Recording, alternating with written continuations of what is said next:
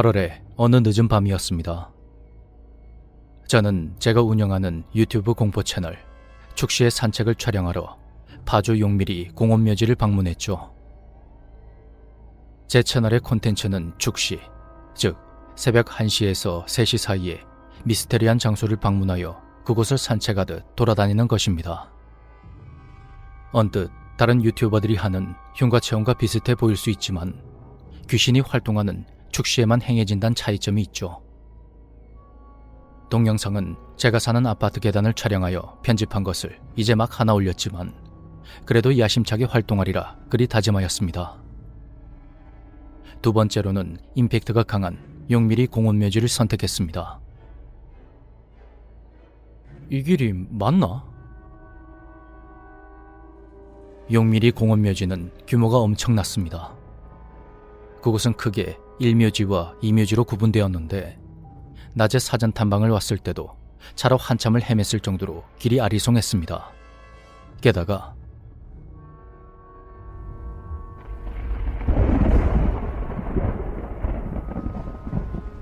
하필 태풍의 영향으로 비가 부슬부슬 내리는 밤이 되니 더욱더 그러했죠. 여기가 아닌데? 제가 용미리 공원묘지 중 방문하려는 곳은 화교 공원묘지였습니다. 낮에 왔을 때 처음 보는 무덤 양식에 흥미를 느껴서 목적지를 그곳으로 정한 건데 봉분 앞을 벽돌로 막은 형태로 돼 있는 화교들의 무덤 양식이었습니다. 여기다! 드디어 제가 찾는 화교 공원묘지 입구에 있는 주차장에 도착했습니다. 아무리 촬영이라 해도 고인들이 영면한 장소였기에 가급적 차가 아닌 도보로 조용히 산책하며 촬영하기로 했죠. 시간은 12시 45분으로 아직 축시가 되려면 15분 정도가 남았습니다. 비가 많이 오네.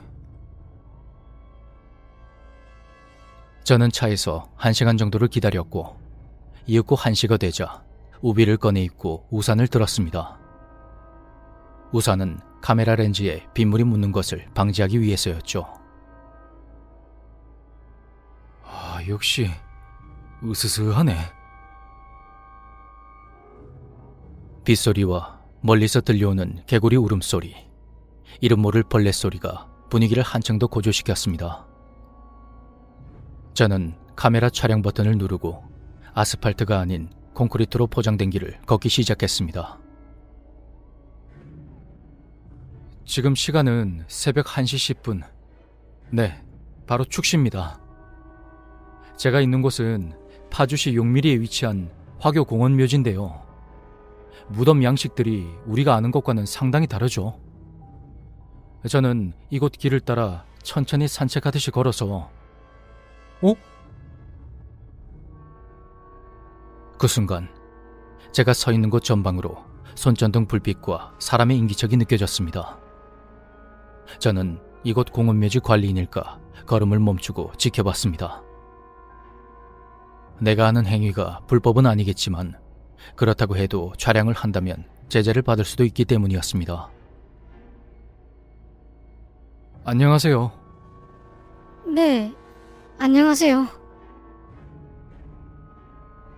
의외로 저에게 걸어온 이는 긴 생머리에 20대로 보이는 여성으로 그녀의 손에는 나와 같은 카메라가 들려 있었습니다. 혹시 유튜브 촬영 중이세요? 네, 그쪽도요? 혼자라 심심했는데 잘 됐네요. 우리 합방할까요? 그런 그녀를 보며 속으로 대단하다는 생각이 들었습니다. 신체 건강한 남자인 저도 한밤중에 공동묘지는 무서워서 친구랑 같이 올까 말까 고민을 했는데 여자 혼자서 당당히 촬영을 하고 있다니 그녀 역시 나처럼 자본주의가 낳은 괴물인가 싶기도 했죠. 솔직히 그녀의 모습이 어딘가 부자연스럽다고 느꼈지만 정확히 무엇 때문에 그렇게 느끼는 건지 딱히 떠오르지가 않았습니다. 저는 라이브 방송이 아니라서요. 사실 구독자가 1000명 이상이 되어야 라이브 방송이 가능했기 때문에 이제 막 시작한 저 같은 초보는 라방을 하고 싶어도 조건이 되지가 않았죠. 아, 그래요? 아직 나도 라방 전이긴 한데. 그러면 우리 동행하면서 각자 콘텐츠 촬영하는 걸로 하죠. 네, 그러시죠. 제 컨텐츠가 혼자서 조용히 산책하듯 촬영을 하는 거라 잠시 고민을 했지만 그래도 나중에 인연이 될 수도 있기에 그러자고 승낙했습니다. 저와 그녀는 길을 따라 5분 정도를 걸었고 저는 무덤 위주로 촬영을 했습니다. 그런데 그녀가 다소 의아한 질문을 하더군요. 콘텐츠가 어떤 거예요? 네? 당연히 공포인데. 공포요? 왜요? 한밤중에 공원 묘지 촬영하는 거면 당연히 공포 쪽 아닐까요? 그럼 그쪽은 어떤 거 촬영하는 거예요? 당연히 뷰티죠. 이렇게 촉촉하게 내리는 비에 여기 분위기가 더욱 청초하게 보이는 거 모르시죠? 손전등 조명도 얼마나 뽀얗게 나오는데요. 예? 저도 모르게 어이가 없다는 말투로 그녀를 바라본 순간 저는 그녀가 우산을 쓰고 있지 않다는 걸 알아챘습니다. 왜요? 저기 우산을... 제가 말했잖아요. 비 오는 날이 촉촉하게 만든다고. 날씨 좋다. 그녀는 기분이 좋은지 두 팔을 벌리며 제자리에서 한 바퀴를 빙그러 돌았고 저는 속으로 이 사람이 정신이 살짝 어떻게 된 건가 그런 의심이 들었습니다. 설마...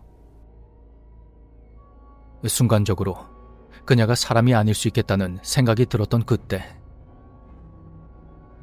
혜령아, 비 오는데 얼른 집에 들어가라. 제 옆쪽에 있는 어두컴컴한 무덤가에서 누군가 소리쳤고 자세히 보니 작업하는 인부 2명이 봉분 앞에서 벽돌로 담장 같은 걸 올리고 있었습니다. 아마도 새로운 무덤인 것처럼 보였죠.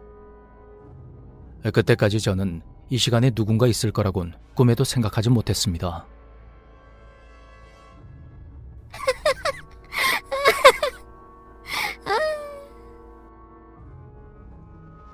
그녀는 갑자기 실성한 사람처럼 웃으면서 혼자 앞으로 달려가기 시작했고 이내 어둠 속으로 사라져버렸습니다. 그때 작업자 2사람 중 한 명이 저에게 다가왔고 저는 너무 놀라서 꼼짝도 할 수 없었습니다. 새벽 1시에 공사하는 작업 인부라니 제 상식으로는 이해가 되지 않았죠. 당신 뭐요? 예? 당신 뭐냐고? 아, 네. 저는 유튜브 촬영하려고. 그런 제 말에 2사람은 서로 무엇인가 속삭였습니다. 비 오는 날 여기 뭐하러 왔어? 여기는 고인들이 영면한 곳이야. 내 긴 말 안 할 테니 얼른 썩 내려가쇼. 예, 근데 저기 저 여자는... 누구? 혜령이? 쟤는 저기 아래 사는 앤데 비 오는 날이면 원래 저렇다고. 저에게 말을 하는 모습을 보니 그래도 그들은 평범한 사람인 듯 보였습니다. 아휴, 요즘 젊은 것들은... 죄송합니다. 저는 저를 향해 혀를 차는 작업자들에게 머리를 숙여 인사한 뒤 주차장 쪽으로 발길을 돌렸습니다. 그래도 불행 중 다행으로 아까 정신이 나간 것처럼 보이는 여자 덕분에 이번 영상에 분량은 뽑았다고 만족을 했죠. 물론 그녀와 작업자들의 얼굴은 모자이크 처리를 해야겠지만요. 하지만 그 순간 저는 매우 의아한 장면을 보고 고개를 갸웃거렸습니다. 자세히 보니 작업자들은 벽돌로 담장 같은 걸 쌓는 게 아니라 반대로 벽돌을 하나하나 허물고 있었던 것입니다. 그 모습을 물끄러미 바라보고 있자니 상황이 이해가 되더군요. 아마도 무덤을 아침 일찍 이장하려고 야밤에 밑작업을 하는 것 같았습니다. 고인이 잠든 무덤이라 곡괭이나 망치 같은 것을 쓸 수도 없으니 번거롭더라도 하나하나 조심스레 허무는 거겠죠. 어? 근데 왜 불도 안 켜고? 그 순간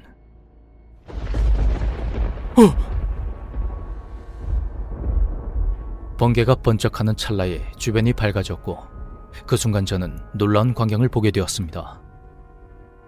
나지막한 동산에 있는 수많은 봉분 앞에 무수히 많은 사람들이 서 있었던 것입니다. 뭐야? 번개가 그치자 그들의 모습은 다시 어둠 속으로 사라졌고 저는 제가 봤던 무덤들을 향해 손전등을 비췄습니다. 하지만 제 착각인지 뭔지 인부 2명 외에 다른 사람들의 모습은 보이지가 않았고 그런 저의 행동이 거슬렸는지 2사람 중에 1명이 짜증스레 말했습니다. 그 안 내려가? 근데 왜 불을 안 켜고 작업하세요? 작업? 무슨 작업? 아니 그게 지금 하시는 일이 이거? 아니 보면 몰라. 식사하려고 준비 중이잖아. 예? 아니 무덤에 있는 시체 파먹으려고 준비 중이라고.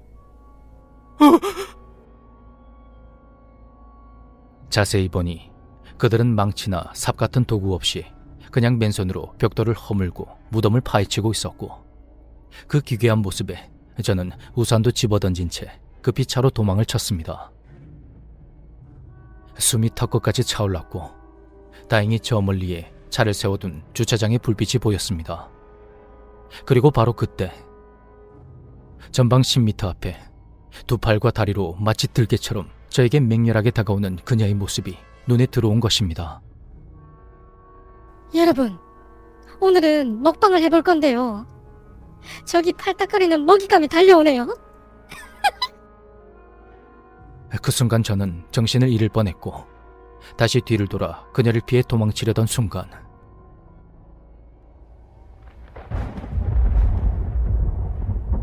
번개가 내리치면서 언덕 위에서 무수히 많은 사람들이 동시다발적으로 절 향해 달려오는 모습들이 보였고 물컹한 무언가가 제 목을 무는 느낌이 들며 저는 끔찍한 고통에 그만 정신을 잃고 말았습니다.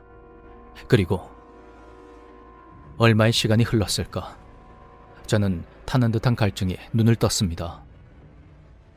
주변을 둘러보니 익숙한 풍경이 눈에 들어왔는데 시간은 이제 막 1시를 지나고 있었고 저는 안도의 한숨을 내쉬었습니다. 모든 것이 끔찍한 꿈이었던 겁니다. 목이 물렸던 것을 어루만져 보니 별다른 통증이 없었고 그것이 꿈이어서 다행이라며 다시 한번 가슴을 쓸어내렸죠. 꿈 한번 엄청 실감나네. 어우 끔찍해. 꿈속의 장면이 자꾸만 생각이 나서 촬영이 내키지가 않더군요. 저는 차 안에서 멍하니 5분 정도를 앉아 있었습니다. 그래도 힘들게 여기까지 왔는데 악몽 좀 꿨다고 촬영을 접을 순 없지. 저는 다시금 마음을 다잡았고 촬영 장비를 챙긴 뒤 우비를 입었습니다. 뭐야? 우산이 어디 갔지? 분명히 여기 놔뒀는데. 보조석에 둔 우산이 어디 갔나 하고 고개를 갸웃거리던 그때 공원묘지 쪽에서 누군가 우산을 든 채 주차장 쪽으로 내려오고 있었고 저는 곧바로 차에 시동을 걸었습니다. 왜냐고요? 제가 챙겨온 우산과 똑같은 파란색 야구 브랜드 디자인의 우산을 쓴 그 여자가 카메라를 손에 들고 저에게 다가오고 있었거든요. 이것이 유튜브 채널 축시의 산책이 동영상 한 편을 끝으로 더 이상 활동이 없게 된 그 이유입니다.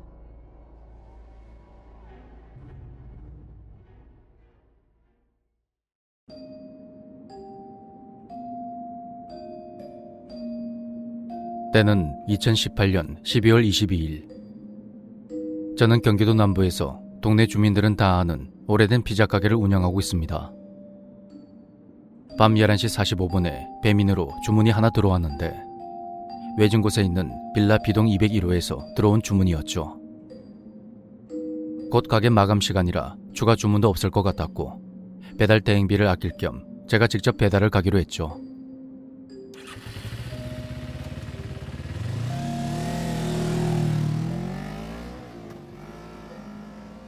휴대폰 내비를 따라 오토바이를 타고 도착해서 보니 벽돌로 지어진 오래된 빌라에 A동이란 글자가 보였습니다. 저는 당연히 그 옆이 B동일 거라 생각하고 근처에 오토바이를 세웠죠. 옆 건물로 들어가서 보니 건물이 워낙 오래되고 관리가 잘 되지 않은 탓에 현관에 동과 호수 글자가 달아 없어져 있었습니다. 보통은 빌라 층마다 센서등이 있는데 그곳은 1층 로비에 불도 켜지지 않았습니다.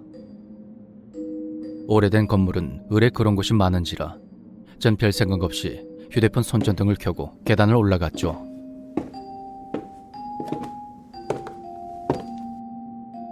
(201호는) 현관문이 연두색으로 페인트칠 돼 있었는데 앞에 입춘 대길이라고 쓰여진 부적이 붙어 있었습니다. 전 호수를 다시 한번 확인한 뒤 가볍게 문을 두드렸습니다. 그러자 네. 안에서 젊은 여성의 목소리와 함께 사람이 움직이는 듯한 소리가 들렸는데 터벅터벅하는 발소리가 들리더군요. 오래된 빌라라 그런지 걸을 때마다 바닥이 울리며 밖에서도 소리가 잘 들리는 것 같았습니다. 그런데 조금 이상했습니다. 선결제 했으니까 바로 받으면 되는데 왜 안 나오시지? 무슨 사정이 있나 싶어서 3분이 넘도록 기다렸는데 사람이 나올 기미가 보이지 않는 겁니다. 배달 왔습니다. 그렇게 다시 노크하고 초인종도 눌러봤지만 아무 반응이 없었습니다. 문 너머 201호와 그 위층에서는 TV 예능 프로그램 출연자의 웃음소리가 들리고 있었는데요. 얼핏 듣기에 강호동 씨의 목소리가 들리는 게 아는 형님을 보고 있나 싶었죠. 뭐야? 화장실에 갔나? 피자 배달 왔습니다.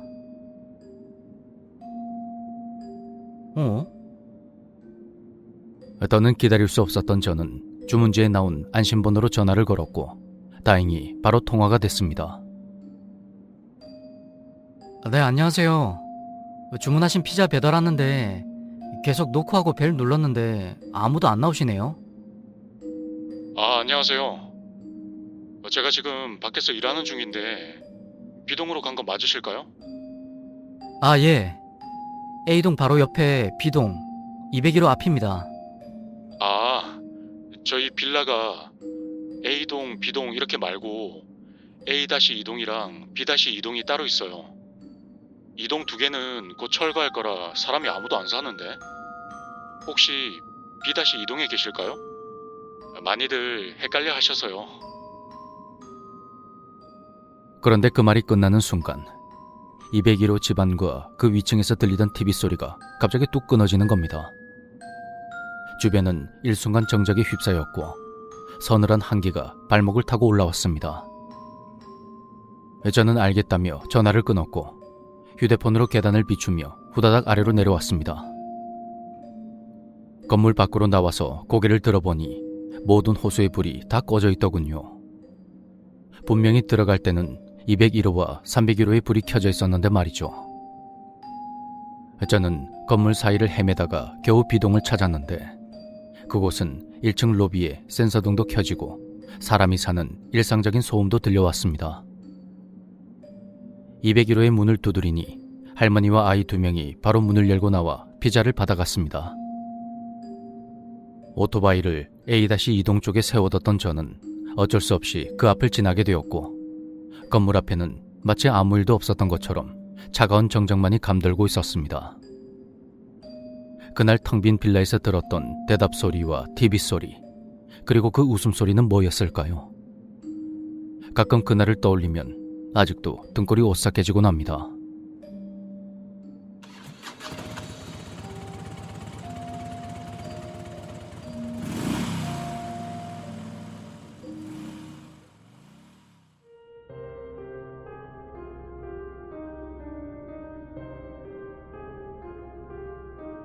안녕하세요. 군 생활 중에 실제로 겪은 일을 제보해 보겠습니다. 저는 육군으로 입대를 했는데 특이하게도 배를 타고 항상 정해진 기간마다 파견을 가는 그런 생활을 했습니다. 파견지에 가면 타군의 협조에 따라 훈련용 배에 저희 배를 뒀었는데 타군의 배는 항상 쓰이는 것이 아닌 특정 기간에만 쓰이는 그런 배였습니다. 그래서 경계 근무는 CCTV로만 이루어졌고 실제 병사들이 배치되진 않았습니다. 문제의 그날은 제가 몸이 너무 안 좋아서 작전을 수행할 수 없는 그런 상황이었습니다. 그래서 보고 후에 타군의 배에나마 쉬게 되었는데 사방은 칠흑 같은 암흑 속에 잠겨 있었고 몸도 영 좋지가 않아서 쉽게 잠을 이루지 못하고 있었죠. 그런데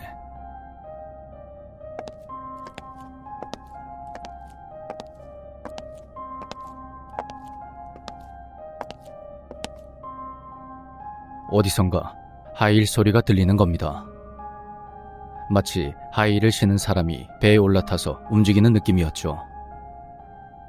배를 타는 분이라면 대충 예상을 하시겠지만 배를 탈 때에는 특수한 경우가 아닌 이상 승선화라는 구두에 가까운 신발을 신습니다. 그러니까 군인들도 보통 신는 전투화를 잘 신지 않는데 혹시라도 바다에 빠지면 전투화를 벗기가 너무 불편하기 때문입니다. 위급한 상황에서는 수영이라도 해서 생존을 해야만 하니까요. 승선화를 신고 배 위에서 움직이면 그 발걸음 소리는 쿵쿵 소리에 가깝지 절대로 똑깍똑깍하는 구두 굽소리가 날 수가 없습니다. 근처 항구가 낚시꾼과 관광객이 많이 찾는 그런 곳이었기에 저는 술에 취한 여성분이 실수로 배에 올라탄 거라 그리 생각했습니다. 이 상황을 어떻게 보고해야 하나 고민하다가 일단 나가서 패선 공고라도 할까 싶었던 그 순간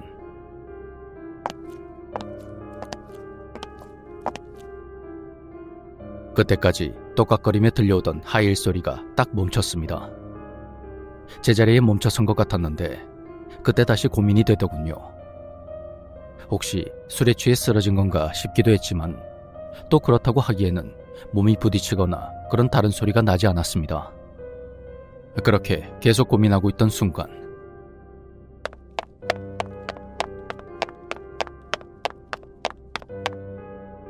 하이힐 소리가 제가 있는 곳으로 빠르게 다가오는 겁니다.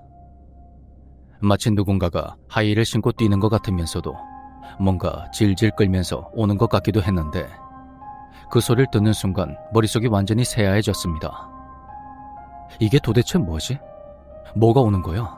대체 뭐야? 전 오로지 이 생각만 하고 있었고 저도 모르게 온몸에 소름이 돋으면서 몸이 덜덜 떨려왔습니다. 군사용 배를 타보신 분들도 계시겠지만 문은 안과 밖에서 모두 잠글 수가 있습니다. 안에서 자물쇠를 걸 수도 있고 안에서는 버튼식이나 손잡이를 돌리는 식으로 문을 잠글 수가 있었죠. 그날 저는 환자였기 때문에 안에서 문을 잠그지 않은 상태였는데 순간 너무 공포스러워서 문 손잡이를 돌려 문을 잠궈버렸습니다. 그때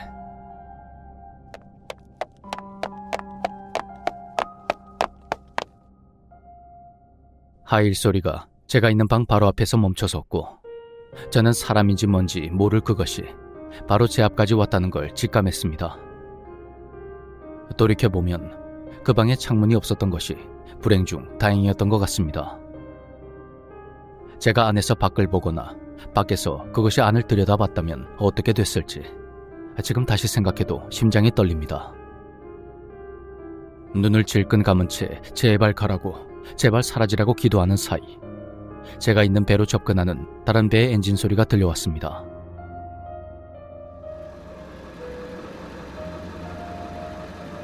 그날따라 작전 복귀가 다소 빨랐던 게 좀 이상했지만 익숙하게 들었던 그 엔진 소리였기에 마음이 놓였죠.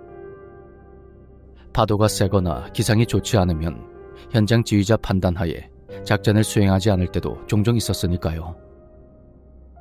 조금 안심이 되었지만 문 앞에 그것이 움직이는 소리가 전혀 들리지 않는 것이 또 이상했습니다. 저희 부대의 배는 다시 복귀했고 사람들이 이리저리 움직이며 떠드는 소리가 들렸는데 그때 선임이 제가 있던 방의 문을 열려고 하더군요. 그런데 야, 문 열어! 빨리! 부대원이 다급한 목소리로 문을 마구 두드렸습니다. 제 몸 상태가 안 좋다 보니 걱정이 됐던 것 같은데 방문이 안에서 잠겨 있으니 많이 놀랐던 것 같았습니다. 군대라는 특수한 상황 속에서 원칙적으로는 환자를 혼자 두면 안 되는데요. 아마도 이제 막 군생활을 시작한 제가 혹여나 나쁜 마음이라도 먹은 게 아닌가 싶어서 놀랐던 모양입니다. 저는 벽에 몸을 기대며 힘겹게 문을 열었고 복귀한 선임들과 간부들의 얼굴을 보며 간신히 눈물을 참았습니다. 야, 너 왜 안에서 문을 잠궈? 깜짝이야. 죄송합니다. 무의식 중에 그런 것 같습니다. 저는 선임에게 차마 사실대로 말하지 못했습니다. 그날의 그 소리의 정체는 대체 뭐였을까요? 전역하고 세월이 지난 지금까지도 잊을 수가 없는 경험입니다.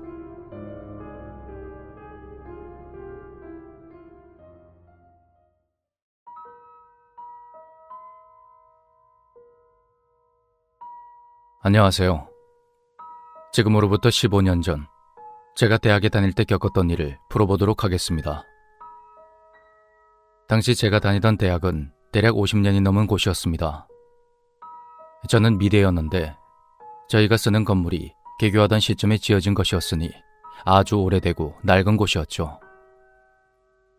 미대는 과 특성상 이런저런 재료와 장비를 많이 쓰다 보니까 학교 측에서 안전이나 미관상의 이유로 신축 건물을 사용 못하게 하더군요. 미대 건물은 경사가 가파른 오르막길에 있었는데 왼쪽 건물은 지대가 살짝 낮아서 1층 위치가 지하 2층 정도 되는 곳에 있었습니다. 미대 건물 자체가 고목에 둘러싸여 있는 데다가 주변의 높은 신축 건물들에 가려지다 보니 대낮에도 항상 어두컴컴했었죠. 특히 으스스했던 게 바로 저희 학과 지하에 있는 정화조였는데요. 미대 건물 지대 자체가 낮아서 그곳에 설치를 했다고 합니다. 저희 학과 특성상 독한 약품을 자주 써서 별도의 정화조가 필요했던 건데 여기서 소름 돋는 사실은 의대 건물이 미대와 아주 가까운 위치에 있었다는 겁니다.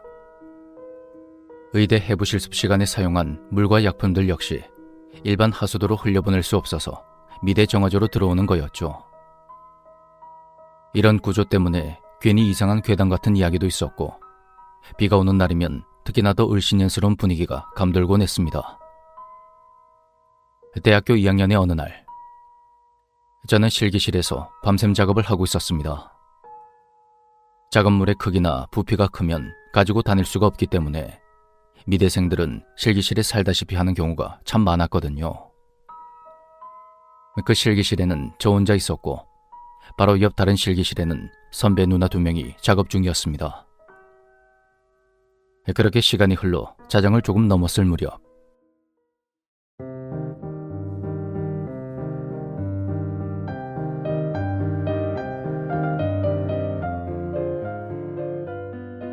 어디선가 피아노 소리가 들리는 겁니다. 꽤나 격정적으로 연주하는 그런 소리였는데 바로 옆이 음대 건물이었으니 저희에겐 익숙한 일이었죠. 실기실이 있는 건물 복도는 테라스처럼 개방형으로 돼 있었고 담배를 피우러 복도로 나가보니 거기선 또 거짓말처럼 아무 소리도 들리지 않더군요. 그게 신기했던 저는 실기실 출입문에 서서 고개만 까딱까딱하며 복도와 교실 안을 번갈아서 쳐다봤는데 정말 이상한 게 실기실 안으로 머리만 쏙 넣어도 피아노 소리가 너무 선명하게 들리는 겁니다. 왠지 모르게 섬뜩했지만 바로 옆 교실에 사람도 있고 그날 밤샘 작업을 하지 않으면 제 시간에 제출을 할 수가 없어서 다시 작업에 몰두했습니다. 그렇게 묘한 피아노 소리를 들으며 작업을 하다 보니 날이 밝아왔고 다시 귀를 기울이니 소리가 뚝 끊겨 있더군요. 배가 고파서 학식을 먹으러 밖으로 나온 저는 마침 친한 음대 친구를 만났습니다. 저는 녀석에게 인사를 건네며 이렇게 물었습니다. 야, 너네 아까 사람들은 뭔 새벽에 피아노를 치냐? 귀신 나오겠다. 그런데 이 친구가 한다는 말이 피아노라니. 미대 쪽 건물은 아예 폐쇄됐는데? 알고 보니 음대에서 기증받은 중고 그랜드 피아노를 몇 대 들여놨는데 이게 너무 무거워서 건물이 하중을 버티다 못해 바닥에 내려앉았다는 겁니다. 피아노를 빼는 것도 쉽지 않은 데다가 시도 자체가 위험한 상황이다 보니 급히 아래층에 임시로 보강을 해두긴 했답니다. 그 후로 2년이 넘도록 이걸 어떻게 처리해야 할지 결정이 나질 않아서 아예 미대 건물 쪽의 동 전체를 막아뒀다는 것이죠.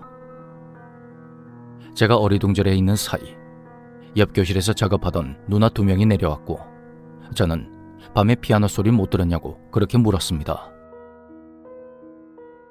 아, 그거?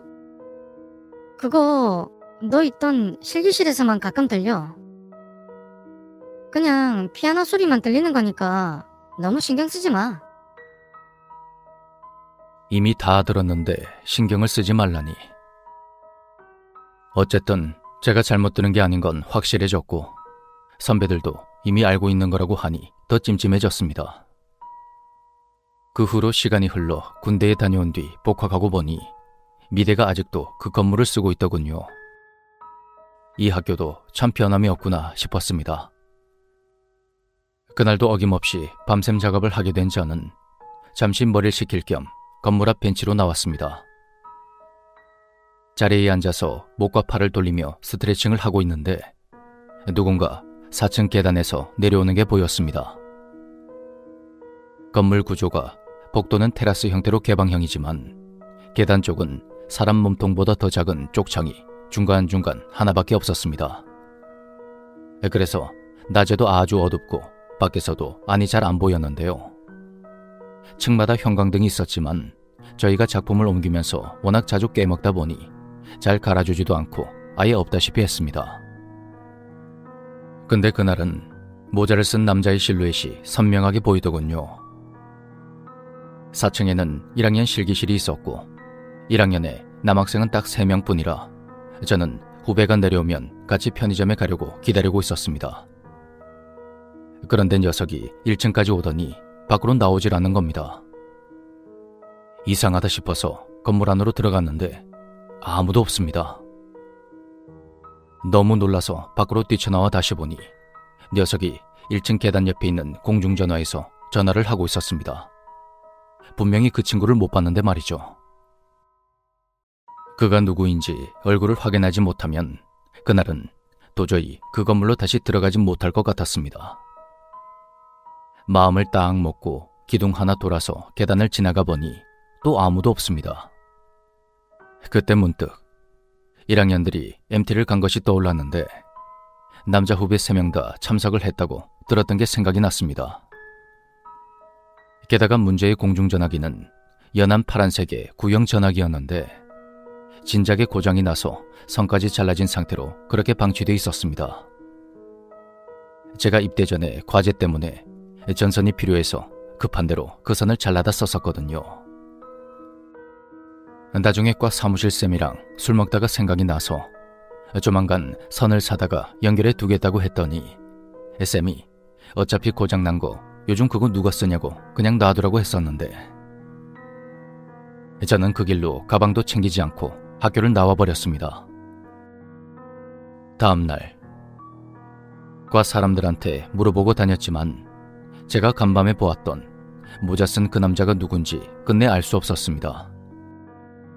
사실 저뿐만이 아니라 학과 사람들 대부분은 한 번씩 묘한 일을 겪었다고 들었습니다. 지금 생각해보면 그곳에서 어떻게 밤샘 작업을 했나 싶군요. 추억 삼아 다시 가보고 싶지만 전 이제 다른 나라에서 살고 있습니다. 그 음산한 미대 건물이 여전히 그대로인지 궁금해지네요.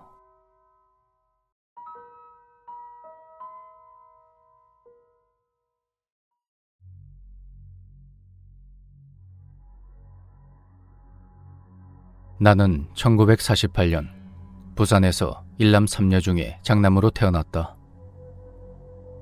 선박기술자인 아버지와 생선가게 사장님인 어머니 밑에서 난 부족함 없이 유복하게 자랐고 엄격하지만 지혜로운 아버지와 항상 인자한 어머니의 많은 사랑을 받았다. 고향이 부산인지라 어릴 때부터 바다에서 수영을 하곤 했는데 바다는 나의 놀이터이자 친구와도 같은 존재였다. 중학생 때는 공부는 안 하고 바다에 나가서 놀기만 한다며 아버지께서 회초리를 든 적도 있었다. 그렇게 시간이 흘러 난 고등학교에 진학했는데 그 시절에는 고등학교는 물론이고 중학교에 다닐 수 있는 아이도 많지가 않았다. 고등학생이 되어서도 난 여전히 바다에서 수영을 즐기며 권투와 유도로 체력 단련을 했는데 사실 공부는 뒷전이었다. 그때는 대학에 가는 것보다는 빨리 군대에 다녀와서 취직을 하고 싶었다. 그러다가 고등학교 3학년의 어느 날 수업 도중에 집에서 연락이 왔다. 진호야, 집에 퍼뜩 가봐라. 아버님이 쓰러지셨단다. 그 말을 듣는데 순간 눈앞이 캄캄해졌다. 서둘러 집으로 가보니 아버지는 이미 의식이 혼미한 채 누워 계셨고 가족들 모두 눈물을 흘리며 그 곁을 지키고 있었다. 책에서 봤던 것처럼 손가락에 피를 내어 아버지 입에 갖다 대봤지만 아무런 소용이 없었다. 그렇게 아버지는 세상을 떠났고 그 후로 가세는 급격하게 기울었다. 어머니 혼자 몸으로 우리 남매들을 키우는 건 역부족이었고 그때 나는 월남에 가면 큰 돈을 벌 수 있단 말을 듣게 되었다. 수영에 자신이 있었던 나는 곧바로 해병대에 지원했고 신체 검사와 이런저런 면접을 본 뒤 1966년 5월 2일에 진해 해병훈련소에 입대하게 되었다. 동기들은 대부분 대학생과 어른들이었고 당시 학생은 나밖에 없었던 걸로 기억한다. 훈련소의 생활은 하루하루가 고단함의 연속이었다. 우리를 전담하던 소대장님은 인민군 출신이었는데 남한으로 귀순하여 국군에 배속된 분이었다. 어린 마음에 소대장님 특유의 이북 사투리가 무섭게 들렸던 기억이 난다. 나는 사격을 아주 잘했는데 사격을 하는 게 가장 좋았던 특등사수였다. 그 시절에는 월남에 파병을 많이 보냈었고 주변에서도 스스로 자원하여 월남에 갔던 그런 시대였다. 그런데 훈련소를 수료하고 실무 배치를 받는 날 난 조금 당황했다. 내가 백령도에 있는 해병도서 경비부대로 배치된 것이다. 백령도는 서해 최북단으로 북한이 눈으로 보이는 거리에 위치해 있다. 직책은 소총수였고 실무에 갔을 때는 따로 사격 조교라는 개념이 없어서 내가 조교를 겸하게 되었다. 월남에 가지 못한 게 너무나도 아쉬웠지만 나라의 뜻이니 어쩔 수가 없었다. 어느덧 상병이 된 나는 각 초소로 파견을 많이 갔는데 그러다가 절경이 아름다운 두무진이 있는 그 초소로 파견을 갔었다. 그런데 야간 초소 근무를 할 때면 밤마다 이상한 소리가 들렸던 것이다.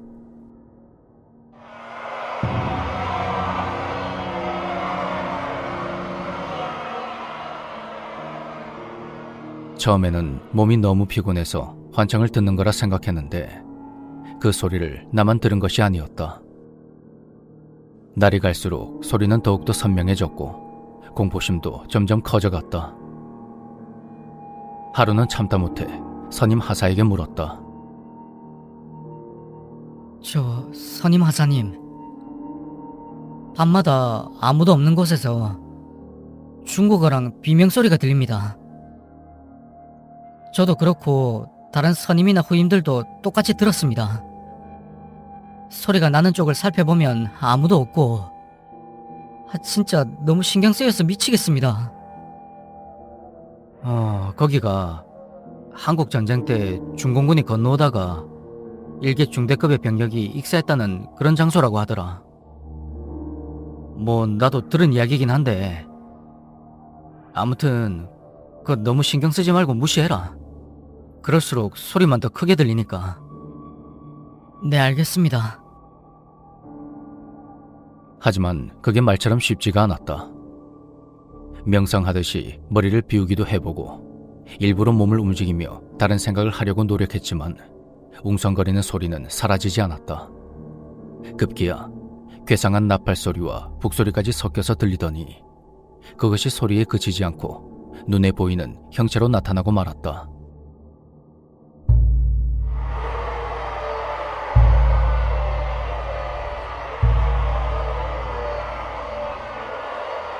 웅성거리는 대화 소리와 함께 마치 나를 조롱하듯이 이리저리 몸을 흔들며 춤을 추고 있는 형상들.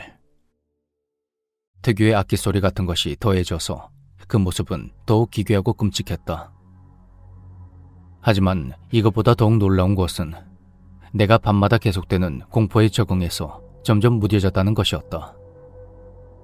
이상한 소리와 형체들은 날이 밝아오면서 서서히 사라졌는데 사람은 적응의 동물이라고 시간이 지나면서 이젠 그러다 말겠지 하는 경지에 이르렀다. 훗날 우리는 두무진을 떠나서 다시 부대로 복귀했고 그 후로 이상한 소리를 듣거나 사람 형체를 목격하는 일은 없었다. 벌써 50년도 넘은 일이지만 그때 그 춤추는 형상과 소리들이 아직도 잊혀지지 않는다. 그때는 익숙해진 거라 여겼고 다 잊었다고 생각했는데 한번 뇌리에 새겨진 공포는 쉽게 사라지지 않았다. 예전에 TV로 한국전쟁과 관련된 드라마를 본 적이 있는데 그때 중공군의 인해 전술로 악기를 불며 침투하는 모습을 보고 정말 소름이 돋았다. 아름다운 절경을 가진 백령도에는 내 인생 가장 젊은 날의 추억과 가장 소름 끼쳤던 기억, 이 두 가지가 항상 공존하고 있다.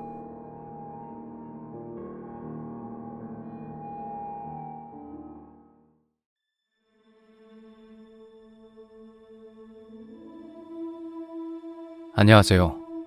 사무이님의 복귀를 축하하면서 제 이야기도 한번 제보해볼까 합니다. 저는 필리핀에서 가족들과 함께 25년 넘게 이민 생활을 하고 있는데 이건 제가 대학에 다닐 때 친구 지인이 겪었던 일입니다. 크리스마스 방학이 끝나고 개강 첫날 수업을 마치고 친구 C와 함께 식사를 했는데 그때 C가 저에게 자신의 지인인 M에 대한 이야기를 들려줬습니다. M의 외갓집은 필리핀의 모 지역에서 꽤 영향력 있는 지주였다고 하는데 농사와 부동산, 사업 등으로 큰 돈을 버는 집안이었습니다. M의 어머니에게는 동생들이 여러 명 있었는데 남매들이 연로한 부모님을 대신하여 집안일과 사업을 하고 재산도 관리했다고 합니다. 각자 맡은 역할이 있었지만 그중에 막내 남동생은 제외가 되었는데 그는 다름 아닌 마약 중독자였다고 합니다. M의 외조부모님이 그의 치료를 위해 여러 방면으로 노력했지만 그는 치료받을 의지가 없었고 그저 부모님의 돈을 탕진하며 쾌락만을 쫓아다녔습니다. 사건이 일어난 크리스마스 무렵에도 그는 돈 문제로 가족들과 다퉜고 M의 어머니는 또다시 돈을 요구하는 자신의 남동생에게 화가 나 소리쳤습니다. 너 같은 약쟁이한테는 한 푼도 못 줘. 당장 이 집에서 나가! 며칠 후 M의 외갓집에서 크리스마스 파티가 열렸고 저택으로 가족들이 모였는데 마닐라에서 기숙사 생활을 하던 M과 미국에서 유학 중이던 M의 큰 누나도 참석하게 되었습니다.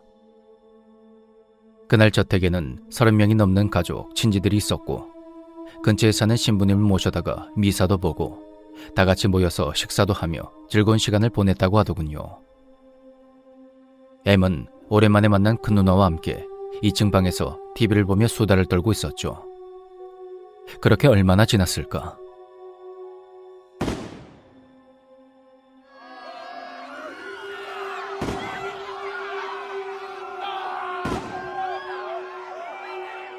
그 소리에 2층에 있던 두 사람은 당황했고 큰 누나는 M에게 빨리 경찰에 신고하라고 한 뒤 본능적으로 몸을 움직여 안에 있는 가구를 끌어다 방문을 막기 시작했습니다.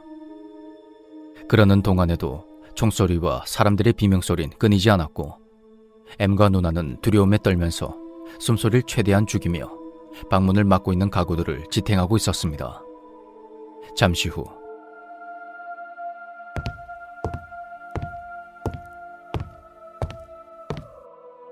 누군가 계단을 올라와서 2층 복도를 터벅터벅 걸어다니는 발소리가 들렸고 소리는 남매가 있는 방으로 점점 더 가까워졌습니다. 그리고 거기 누구 있어? 방문 앞에 발소리가 멈춘 후 들려온 그 목소리는 바로 막내 외삼촌의 목소리였습니다. 그 목소리에 안심한 M이 막 대답을 하려는 순간 큰 누나가 황급히 M의 입을 막더니 손에 든 휴대폰으로 이런 말을 적어서 보여줬다 합니다. 삼촌이 범인인 것 같아. 경찰 올 때까지 조용히 있어. 두 사람은 극도의 공포심에 벌벌 떨면서 문을 막고 있었고 밖에서 또다시 노크 소리가 들려왔습니다. 거기 누구 있냐고? 있는 거 다 아니까 문 열어. 빨리! 문 좀 열어보라고!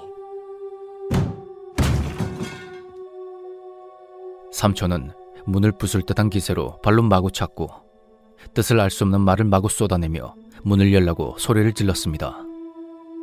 그러다가 이내 밖이 조용해졌는데 방 안에 있던 M이 작게 숨을 내쉬는 순간 끔찍한 소리와 함께 큰 누나가 어깨에서 피를 흘리며 뒤로 쓰러져 버렸습니다. M이 겨우 몸을 움직여서 고개를 돌려보니 미처 막지 못한 문틈에 구멍이 나 있었고 그 틈으로 빨갛게 충혈된 막내 외삼촌의 살기 어린 눈이 보였다고 합니다.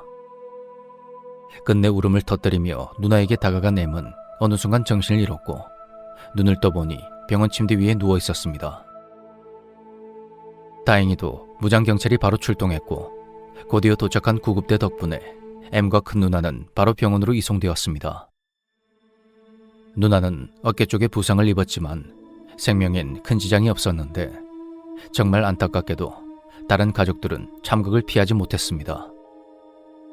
그날 저택에 있던 외할아버지, 외할머니, 그리고 M의 어머니, 그리고 외삼촌과 이모들, 다른 사촌들까지 참석자 전원이 사망했던 것입니다. 저택의 가사 도우미와 운전사들까지 총격에 희생되었고 조사 결과 사건은 재산을 노린 막내 삼촌의 범행으로 결론이 났다고 합니다. 이 사건은 지방 뉴스에도 보도되었고 그 후에 학교 교수님들이 사건에 대한 내용을 언급하기도 했는데 M은 그 후로 학교를 그만두고 아버지와 큰 누나를 따라 미국으로 갔다고 합니다. 그날 M의 아버지는 일 때문에 파티에 참석하지 못해서 비극을 피할 수 있었던 거였죠. 이야기를 전해준 친구 C가 나중에 M을 만났는데 M은 가족들과 열심히 살면서 슬픔과 상처를 극복하려고 노력 중이라고 합니다. 하지만 그날 방문을 두드리던 소리와 부서진 문틈으로 보였던 막내 삼촌의 충혈된 그 눈은 여전히 잊을 수가 없다고 했다더군요. 저와 직접 친한 사이는 아니지만 M과 그 가족들이 건강하고 행복하길 바라며 희생되신 분들의 명복을 빕니다.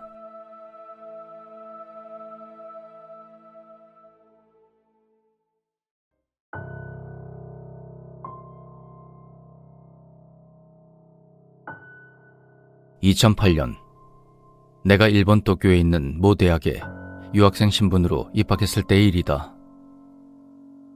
기대했던 일본 생활은 내 생각보다 훨씬 더 외로웠고 음주감으로 호성세월을 보내며 방황하다 보니 수중에 돈이 떨어졌다. 더 이상 부모님께 손을 벌리는 게 죄송했던 나는 한인타운에 있는 식당에서 아르바이트를 시작했다.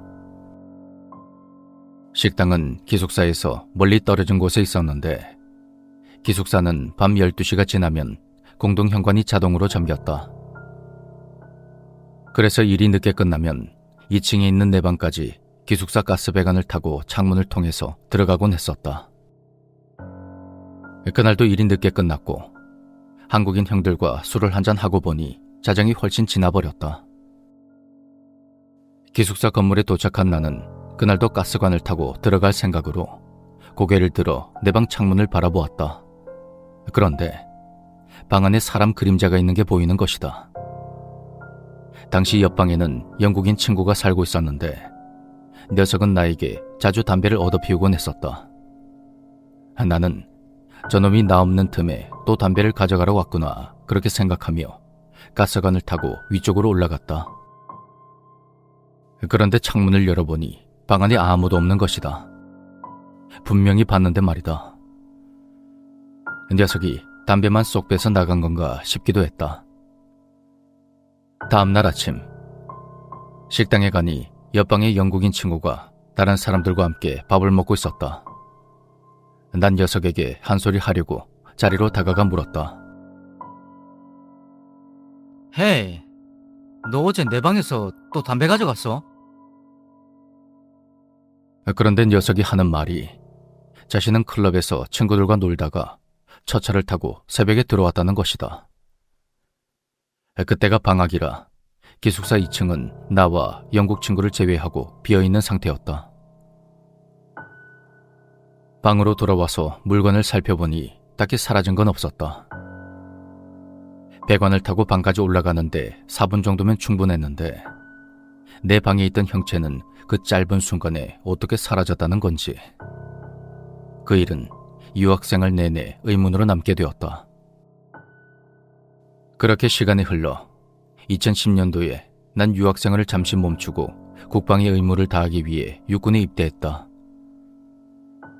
경기도 땡땡사단 수송대로 배치되어 하루하루가 힘들었는데 운전병 출신이라면 다들 아시겠지만 수송 인원은 보통 본인의 부대에서 쓰는 차량들이 모두 주차되어 있는 수송부라는 공터에서 야간 근무를 서게 된다. 우리 부대 수송부는 축구를 해도 될 만큼 꽤 넓었는데 군부대 차량 중 큰 차는 열쇠가 없기 때문에 차를 훔쳐가는 사람이 없는지를 감시했다. 그리고 밤에 부대에서 나와서 차에 틀어박혀 있는 놈이 있는지 그런 것도 야간 근무 때 확인을 해야만 했다. 그날도 마투임과 함께 야간 근무를 나간 나는 이런저런 이야기를 나누며 시간을 때우고 있었다. 그때 나는 마투임에게 다른 선임에게 들었던 이야기를 해주었다. 야, 저기 주임 원사님 건물 옆에 큰 나무 있지? 예, 있습니다. 박이병님이 근무 서다가 그 나무에서 웬 할아버지가 서 있는 걸 봤단다. 예? 에이, 요즘 세상에 그런 게 어디 있습니까? 어디 있긴 임마. 나도 일본에서 귀신 본 적 있거든. 정말입니까? 그거 이야기 좀 해주십시오. 그러니까 그때가 2008년이었는데 그렇게 내 경험담을 털어놓으며 시간을 보내다가 수송부 순찰을 돌기 위해 나섰는데 조금 걷다 보니 군화끈이 풀려버렸다. 난 잠시 제자리에 쪼그리고 앉아서 군화끈을 묶고 있었는데 고개를 들고 앞을 바라보니 마토임 놈이 벌써 저만큼 앞서서 걸어가고 있는 것이다. 마, 사수님이 군화끈 묶고 계시는데 감히 먼저 가? 살짝 짜증을 내며 앞으로 빠르게 걸어서 녀석의 근처로 다가갔는데 뒤에서 날 부르는 목소리가 들려왔다. 김일병님, 같이 좀 가주십시오. 그 소리에 깜짝 놀라 뒤를 돌아보니 마토임이 날 향해 뛰어오고 있는 것이다. 김일병님, 귀염둥이 마투임 놓고 먼저 가시면 어떡합니까? 그 말에 뻥져서 앞을 바라보니 아무도 없었다. 뭐야? 너 내 앞에 있지 않았어? 예? 무슨 말씀이십니까?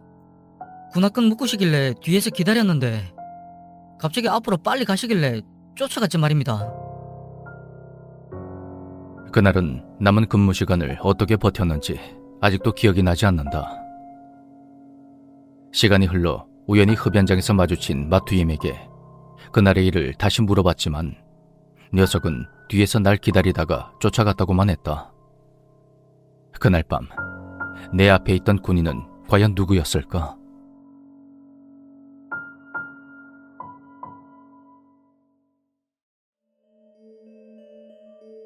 첫 번째 이야기는 좀 고전적인 건데 우리 외할머니가 실제로 겪었던 일이야. 우리 엄마는 할머니가 40이 넘어서 낳은 늦둥이인데 이건 엄마가 태어나기 전에 외삼촌들이랑 이모가 어릴 때 있었던 일이래. 하루는 할머니가 잠이 들었는데 꿈에 저승사자가 나타났대. 검은 도포에 갓을 쓰고 회색빛의 무표정한 얼굴을 하고 있던 그는 우리가 알고 있는 전형적인 모습의 저승사자였어. 저승사자는 자리에 누워있는 할머니를 빤히 쳐다보며 말했어. 가자. 갈 때가 됐어. 그때 할머니는 30대 초반의 젊은 나이였고 그 말에 할머니는 자리에서 일어나서 잠시 멍하니 앉아 있었어. 근데 어느 순간 정신을 차리고 보니 할머니가 어느새 저승사자의 뒤를 따라 어디론가 가고 있었다는 거야. 그렇게 아무 말 없이 길을 가던 할머니는 문득 어린 자식들이 엄마를 찾으면서 울 생각에 가슴이 아려왔고 그래서 다시 집으로 가야겠다 생각했어. 나 집에 좀 보내주세요.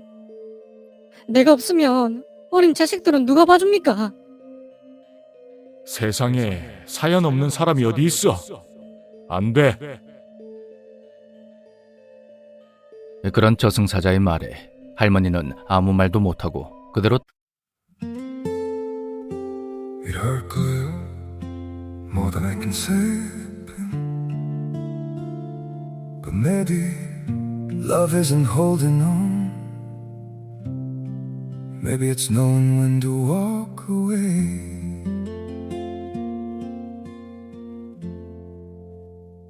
We try to hold what we're slipping through, like sand running from our hands. Every promise started losing shape. We couldn't be what we once planned. Your eyes would look right through mine, like you were already gone. We stayed too long in a fading light, trying to prove we still.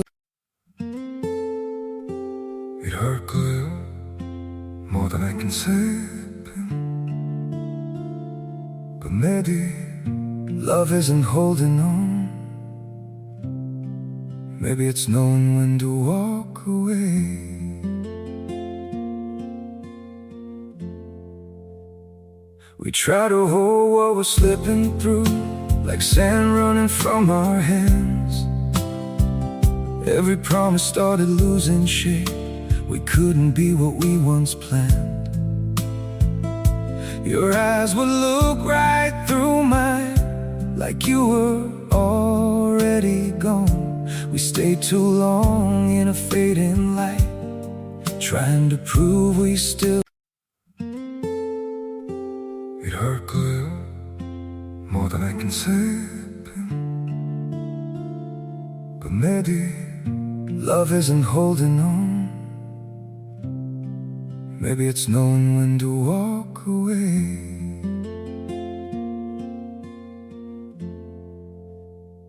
We try to hold what we're slipping through, like sand running. 따라갈 수밖에 없었어. 구불구불한 오솔길을 한참 걷다 보니 눈앞에 아름다운 꽃밭이 펼쳐졌고 할머니는 그 풍경에 푹 빠져서 눈은 꽃을 구경하면서도 발은 계속 저승사자의 뒤를 따라가게 되었어. 꽃밭을 지나 황량한 길을 또 한참 걷다 보니 어느새 강가가 나타났는데 거기서 할머니는 직감적으로 더 이상 따라가면 안 된다고 생각했어. 그래서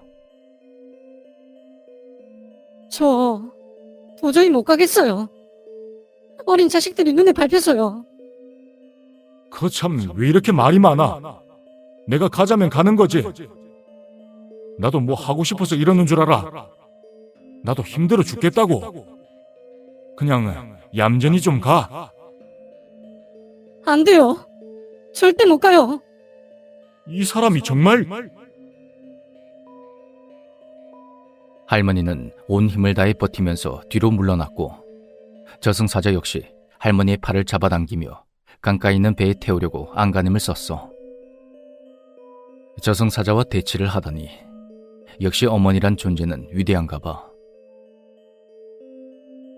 지금은 못 가요. 자식들 다 크면 그때 데리러 와요. 네?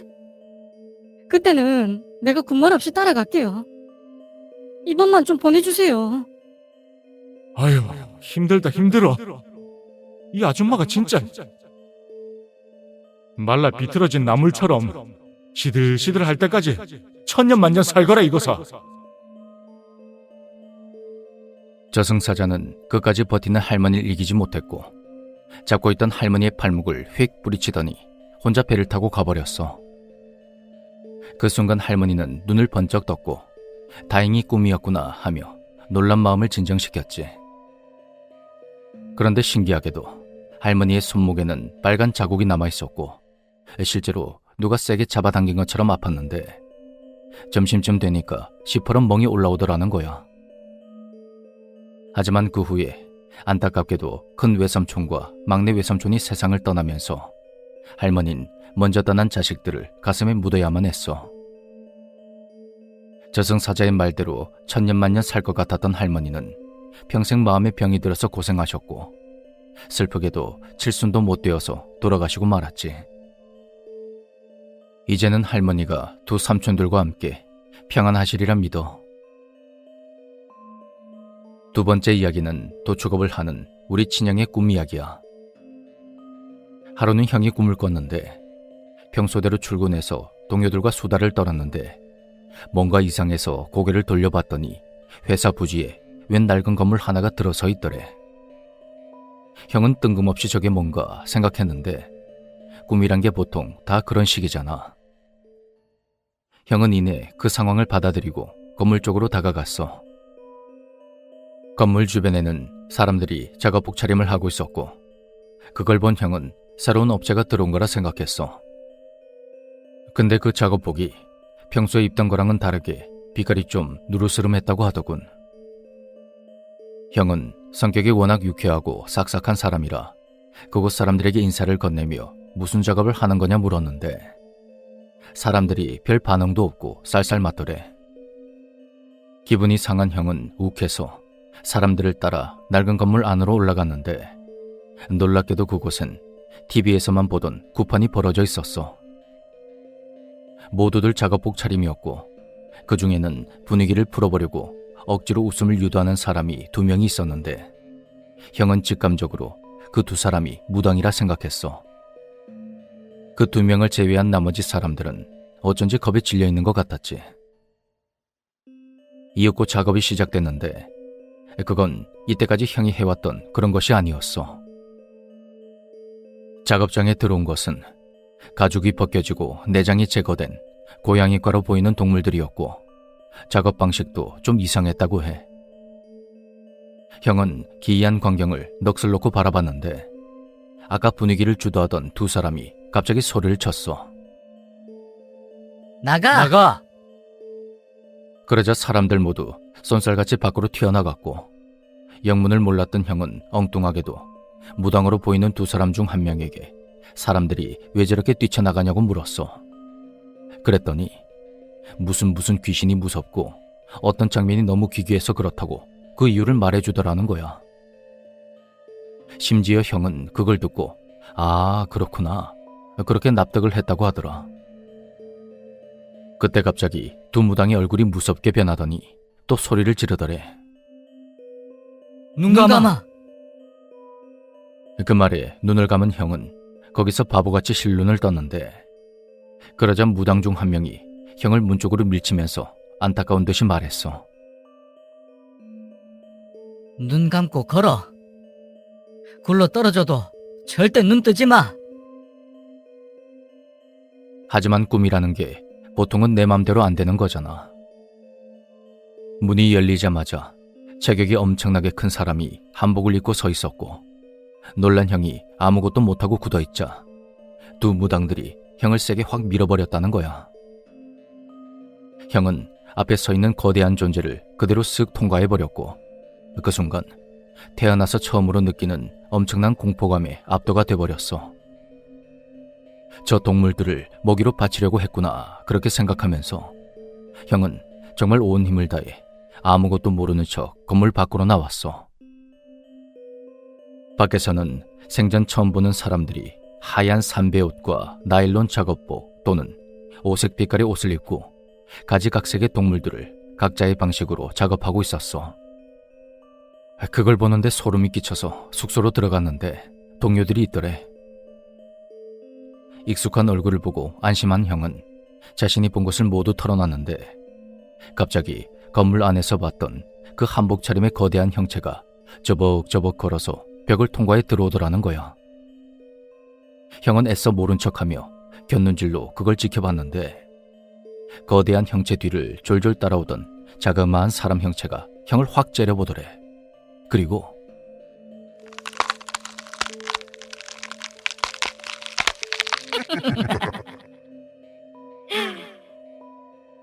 그것은 목을 쭉 늘려서 기괴하게 꺾어댔고 얼굴이 공중에 둥둥 뜬 상태로 형을 보며 징그럽게 웃어댔다고 해. 그 순간 형은 꿈에서 깨어났고 너무 찝찝하고 무서워서 벌벌 떨고 있었어. 애써 무시하고 다시 잠을 청하려는데 어머니가 불을 켜고 방으로 들어오셨고 형은 꿈 이야기를 하면서 가위에 눌린 것 같다 말했어. 그런데 갑자기 나 봤지? 나 봤지? 왜 모른 척해? 봤는데 왜 모른 척해? 놀랍게도 어머니가 갑자기 눈을 뒤집으면서 형의 멱살을 잡고 소리를 질렀고 형은 놀라서 마구마구 소리를 질렀는데 눈을 떠보니 그것조차도 꿈이었다는 거지. 대체 이 꿈이 뭘 의미하는 걸까? 형은 그냥 일 때문에 피로가 쌓여서 그렇다고만 했는데 여러분들 생각은 어때요? 좀 이상하죠?